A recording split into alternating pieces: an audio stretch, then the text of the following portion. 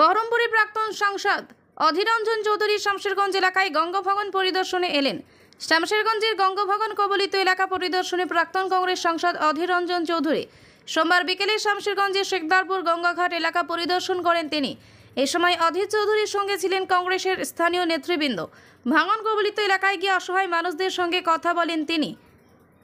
ভাঙন নিয়ে রাজ্য এবং কেন্দ্রের প্রতি তীব্র ক্ষোভ প্রকাশ করেন অধীর রঞ্জন চৌধুরী। গঙ্গা ভাঙন রোধে স্থায়ী সমাধানের দাবিতে দ্রুত কলকাতায় অনুসরণ করার ঘোষণা দিয়েছেন কংগ্রেসের প্রাক্তন সাংসদ। শামশেরগঞ্জ থেকে সময়ের কথা চ্যানেলের রিপোর্ট, সত্যের সন্ধানে আমরা সবাই। কদিন পরে এই কথা বলার জন্য এটার পরিণাম এটাও চাকরিকে তাড়িয়ে দিবে। সত্য কথা হলে উপায় নেই। আমি তো আবার বলছি, মনে করুন এখানে 100 কোটি, কখনো 26 কোটি, কখনো অনেক কোটি কোটি গল্প হবে। ঠাকুর রামকৃষ্ণ বলেছিলেন একসময়, টাকা মাটি আর মাটি টাকা।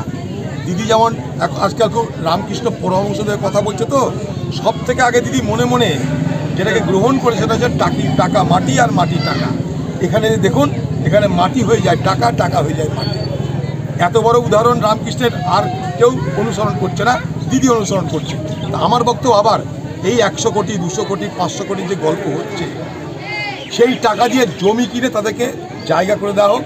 এই যে ভাই তোমাদের জমি চলে গেছে, এ নাও তোমাদের জমি, এ নাও ঘরের টাকা, গৃহ প্রকল্পের টাকা নাও, চলো। তাও তো কিছুটা হয় একটা কথা। এখন ইলেকটেড না জমি আছে না ঘর আছে, কোথায় যাবে বলুন তো? এখান থেকে কী হবে জানেন? আগামী দিনে পরিযায়ী শ্রমিকের সংখ্যারও বাড়বে, অন্য রাজ্যে চলে যাওয়ার লোক বাড়বে। রুটির জন্য কোথায় যাবে? অন্য রাজ্যে চলে যাবে, অন্য দেশে চলে যাবে। আগামী দিনে কিছু থাকবে না এগুলো যদি এইভাবে চলতে থাকে। আর মানুষকে ধোকা দিয়ে মিথ্যা বলে কোনো লাভ নাই। যেটা পারবে না বলে দাও পারবো না, যেটা পারবে বলে পারবো। কুদরতের সঙ্গে, প্রকৃতির সঙ্গে সবসময় তো লড়াই করা যায় না। না পারলে বলে দাও পারলাম না। ওপারে বাংলাদেশ পেরেছে, তাদের ওখানে ভাঙন হয় না, এরপরে আমরা পারিনি। কিন্তু ভাঙন যে ঠেকানো যায়, ফারাক্কা মানে 10 কিলোমিটার করে প্রমাণ করে দিয়েছে ভাঙন ঠেকানো যায়। তাহলে ধীরে ধীরে ধীরে ধীরে যদি ওই ধরনের কাজ এই সরকার করতো, তাহলে কি সবটা না বাঁচতো, অনেকটা বাঁচতো কিনা। 2 নম্বর কথা হচ্ছে যে আজকে এই সরকার 100 কোটি কথা কেন বলছে? সরকারের বাজেট হয় প্রায় 3.5 লক্ষ কোটি টাকার প্রতি বছর।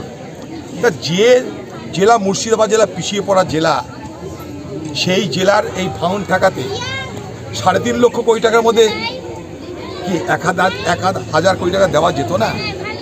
বলুন, 100 কোটি টাকা কেন গল্প হচ্ছে?